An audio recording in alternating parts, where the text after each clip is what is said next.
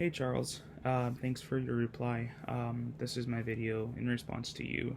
Um, I like how you brought up just a bunch of different things here, but there's a couple things that I wanted to focus on and elaborate with. I liked how you brought up talking about if a client is wanting to deal with anxiety and we're wanting to talk about the meaning of life and these different kinds of concepts like that from an existential perspective. It could have a damaging effect because it's not something that's really quantifiable for that client. Um, I think this goes to show that you have to, and I think I might have brought this up in the last video, but kind of improvise, and like each client's going to be different. Each client has different issues.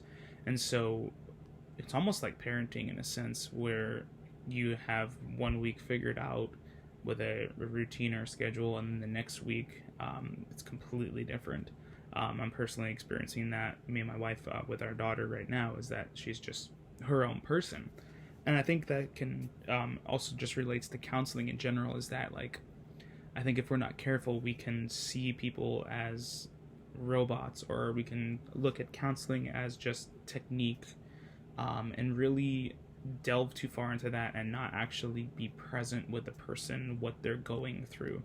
So I think that's where we need to really have a grasp and understanding of these different counseling modalities, so that I think we can take pieces from each and every one, or certain concepts or certain adaptations of it, to really address what the counselor is going through. And I think you really illustrated that well with existential therapy versus anxiety.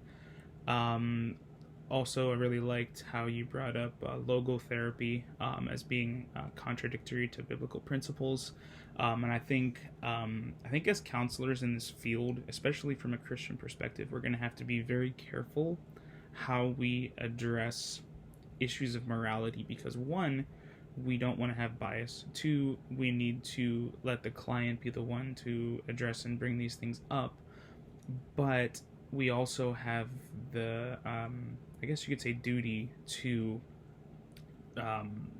live up to our moral code, which is the Bible and biblical principles, and that there is one God, and we know that to be true and to be certain.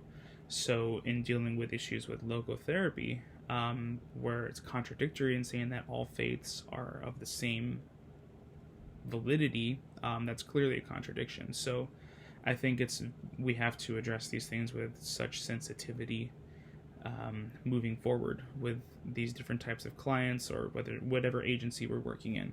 So I think that, yeah, I think we just need to really look at this as a whole perspective, especially from the Christian perspective. So anyway, thank you so much, Charles. Have a great week.